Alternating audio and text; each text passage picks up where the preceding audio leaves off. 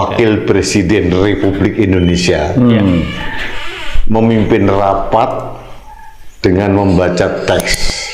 Yang dipimpin itu ada jenderal, ada profesor, ada para intelektual dan pejabat-pejabat tinggi.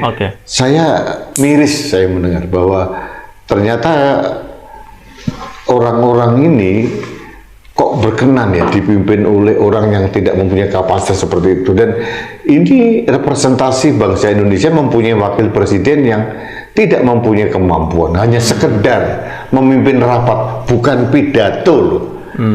Itu harus pakai teks. Artinya dengan jelas kita bisa melihat kapasitas dan kapabilitas yang bersangkutan memang benar apa yang kita duga selama ini, tidak mempunyai kemampuan. Ini yang disorong-sorong oleh bapaknya, dipaksakan oleh bapaknya yang bernama Jokowi untuk menjadi wakil presiden dengan mengotak-atik undang-undang, mengakali konstitusi melalui pamannya dan merusak demokrasi. Tahun 2029 kelihatannya anak yang tidak punya kapasitas ini akan didorong menjadi pemimpin Indonesia. Bagaimana kita bisa mengharapkan ada generasi emas? Ini bukan masalah umur anak muda menjadi pemimpin, bukan itu. Kalau ada anak muda usia di bawah 40 tahun sekalipun mempunyai kapasitas yang luar biasa, kita akan mengakui kok, kita akan angkat jempol juga. Tapi kalau anak muda yang kebetulan dikarbit dan ternyata tidak mempunyai bahan dasar yang mencukupi untuk menjadi seorang wakil presiden dan dipaksakan seperti sekarang, bagi saya itu aib bagi Indonesia dan bencana bagi Indonesia. Beberapa hari yang lalu saya mewawancari anak muda umur 28 tahun. Saya pikir dia bangga terhadap adanya generasi muda, kelompok milenial yang menjadi pemimpin nasional. Ternyata tidak terjadi sebaliknya. Bahkan bagi dia itu seolah-olah mengubur demokrasi, karena demokrasi itu esensinya adalah kesetaraan akses dan kesempatan bagi siapa saja untuk menjadi apa saja.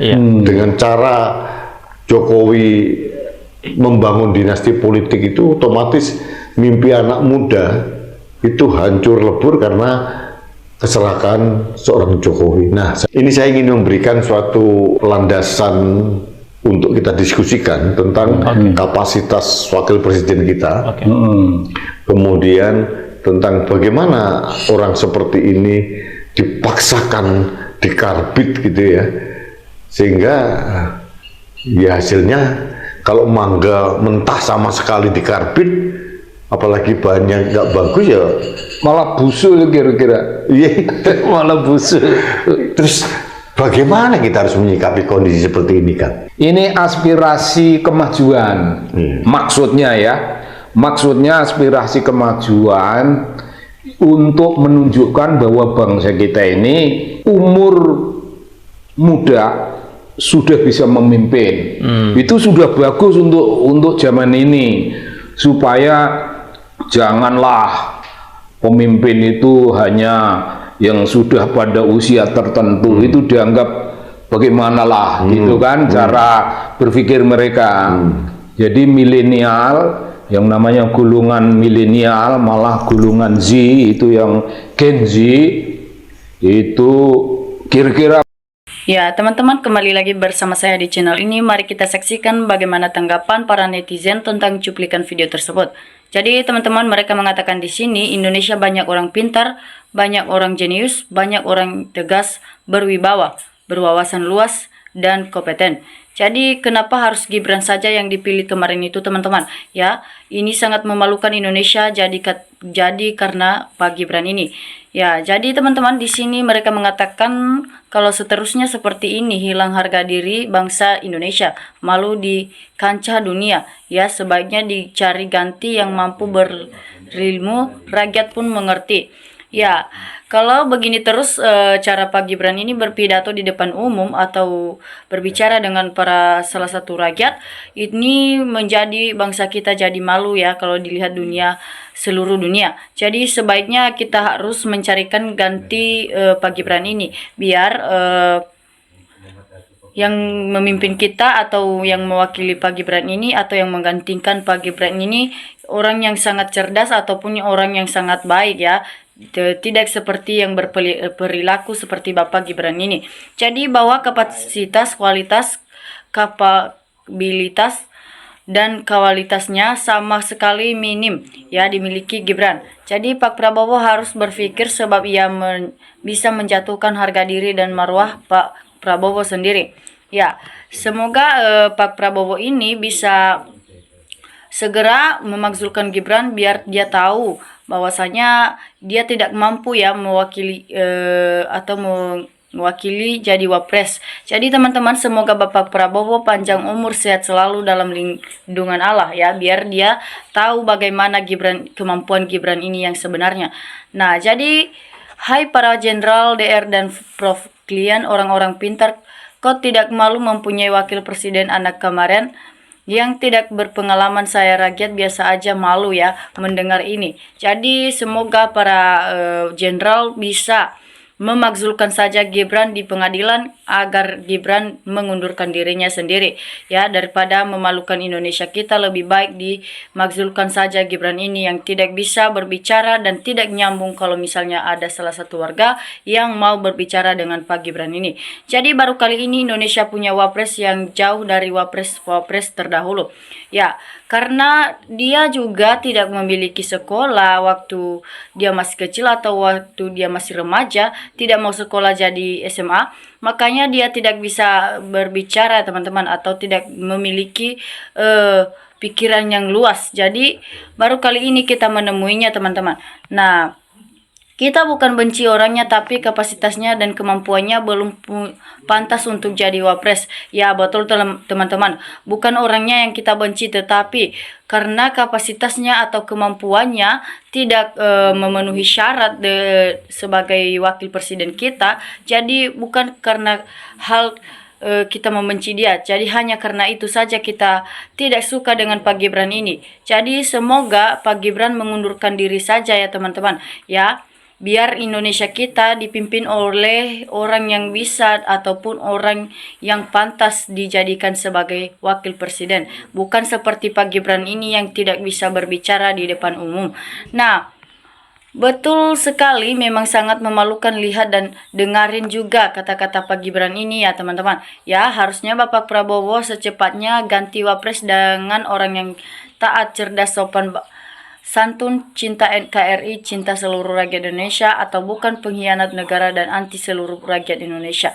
Ya, biar Pak Prabowo ini menggantikan atau mencarikan ganti Pak Gibran ini, biar dipimpin atau diwakili oleh orang yang cerdas, salah satu warga Indonesia yang bisa dan sopan santun dan mempunyai etika, biar digantikan saja ya, daripada Bapak Gibran ini yang hanya memalu-malukan Indonesia saja. Jadi kita kasihannya baru kali ini ada wapres yang diolok-olok rakyatnya. Mending mundur kalau menurut saya dari PDP, malu sendiri seumur hidup ya. Jadi semoga seandainya saya Presiden Prabowo, saya akan segera cari gantinya. Banyak orang pintar di Republik Indonesia.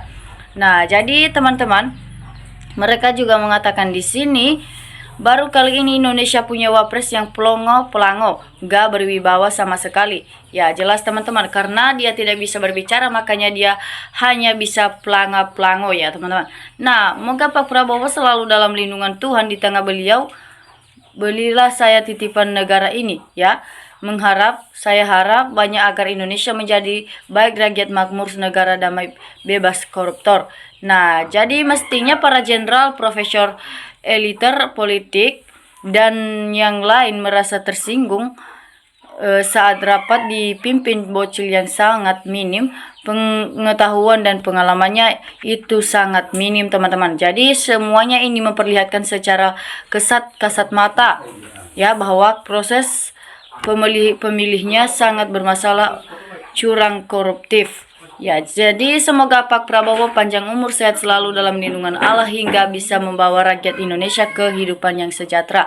Ya, biar cepat dimakzulkan saja Pak Gibran ini oleh Bapak Prabowo. Ya, biar negara kita jadi aman-aman saja dan tentram saja. Jadi teman-teman, namanya juga penjilat dan pengkhianat sudah tidak punya rasa malu dan harga diri demi dunia ini. Ya, jadi semoga para pengkhianat dan penjilat ini bisa sadar ya teman-teman. Ya, kasihan kaum 58% punya wapres sekelas kete seperti ini. Woi, muka mau taruh di mana? Ya, kalau nggak punya malu, menjijikan kamu ini Gibran. Nah, jadi semoga Pak Prabowo selalu sehat, panjang umur, yang membawa perubahan untuk negara ini. Tuntas habis koruptor kita memiskinkan, bukanlah pekerjaan sebanyak-banyak, dan tekan harga kebutuhan pokok. Nah, jadi teman-teman, mereka juga mengatakan di sini sudah seperti itu. Bapaknya merusak dan mengubur demokrasi dalam Indonesia, dan konstitusi masih juga dibiarkan ya. Ini hal-hal yang tidak bagus teman-teman. Mudah-mudahan Pak Prabowo cepat mengambil tindakan segera daripada nanti bertambah bermasalah lagi. Ya, mudah-mudahan Pak Prabowo ini bisa mengambil tekad dan mengambil tindakan terhadap Gibran ini, ataupun digantikan dengan orang lain yang bisa berbicara, yang bisa berpidato di depan umum, ataupun yang memiliki ijazah yang sebenar-benarnya. Jadi teman-teman, penghurasakan demokrasi yang mundur jauh ke belakang. Biar dipaksakan untuk dicalonkan partai, tapi kalau tidak dipilih, masyarakat tidak mungkin terpilih. Aliran sakit hati ini akan mati dalam kebencian. Nah, sebenarnya rakyat Indonesia bukan karena Gibran, cuma karena Prabowo Subianto lah yang rakyat memilih ya.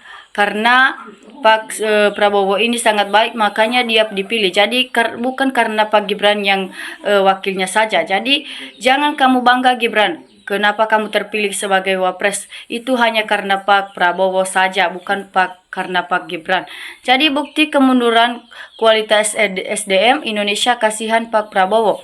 Nah, jadi sangat memalukan dan jelas sangat tidak layak teman-teman.